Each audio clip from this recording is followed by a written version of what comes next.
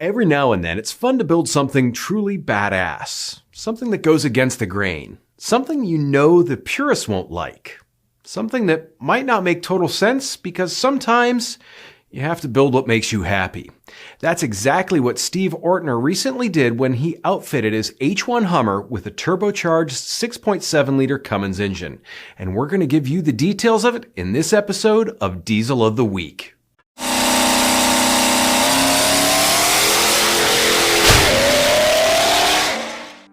Hey everyone, I'm Josh Trokey for Engine Builder, and today we're talking about Steve Ortner's turbocharged 6.7-liter Cummins engine, which found an unlikely home in Steve's H1 Hummer.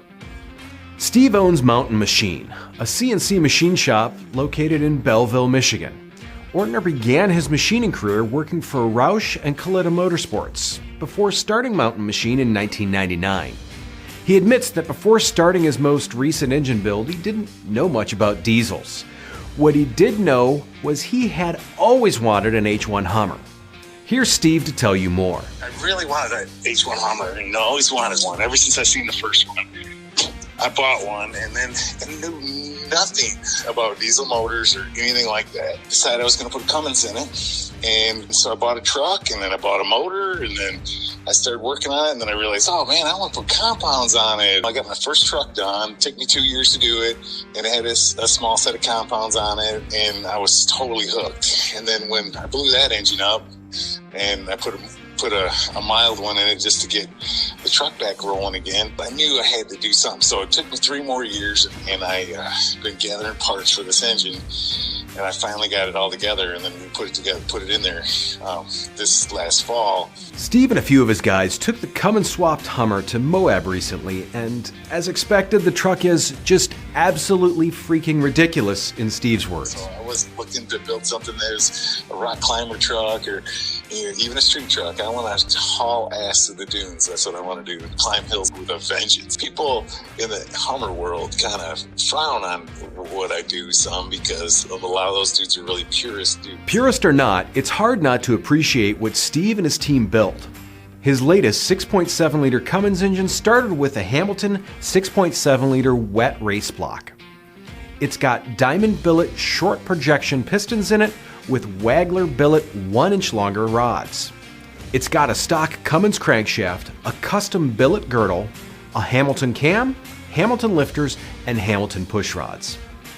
It also has a Cummins cylinder head that Mountain Machine did some custom work to in order to fit bigger valves along with big block Chevy valve springs. Well, the cylinder head was quite an ordeal. We ended up making our own multi-layer copper head gasket because the water on the 6.7 head and the water on the 12 valve head, they don't line up. We modified the cylinder head mainly trying to keep from messing with the block in case I want to put a common rail head on there, which is what I might end up doing. Mountain Machine's Cummins engine also features a Steed Speed manifold with a T6 outlet and an S400 manifold charger from Apex, which is an 8688, and it's got a 110-114 blade in it. It has a billet center section that Mountain Machine made with a billet backing plate and triple ball bearings in it. We machined our own billet runner intake for that thing and drilled and tapped it for the water method and did all that. You can see where we put the cooling pack is in the bed of the truck. Well, we did that because we build our own billet gear case. How this kind of deal got started was I bought a block and I wanted to put a P-pump on it. I've always been a P-pump guy. I love P-pump stuff. I love the way they sound. I love everything about them. It started with building a billet gear case that we put a P-pump on a 6.7.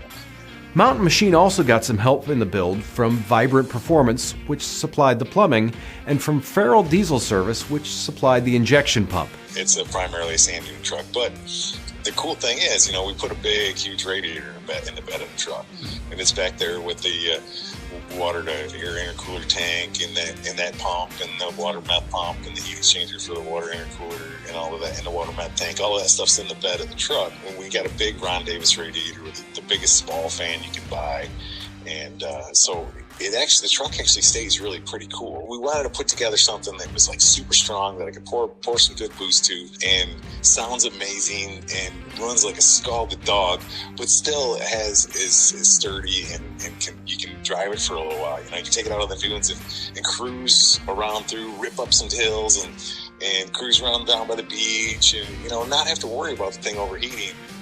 With the water meth setup and a short duration Seth Farrell 14mm fuel pump, the 6.7 liter Cummins can make around 1,500 horsepower.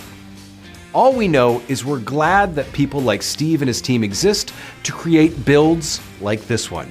Well, that does it for this episode of Diesel of the Week. A special thanks to our sponsor, AMSOIL. And if you haven't already, please like and subscribe. And if you've got an engine that you'd like to see us feature, please email our editor, Greg Jones, at gjones@babcox.com. Thanks for watching. We'll catch you next time.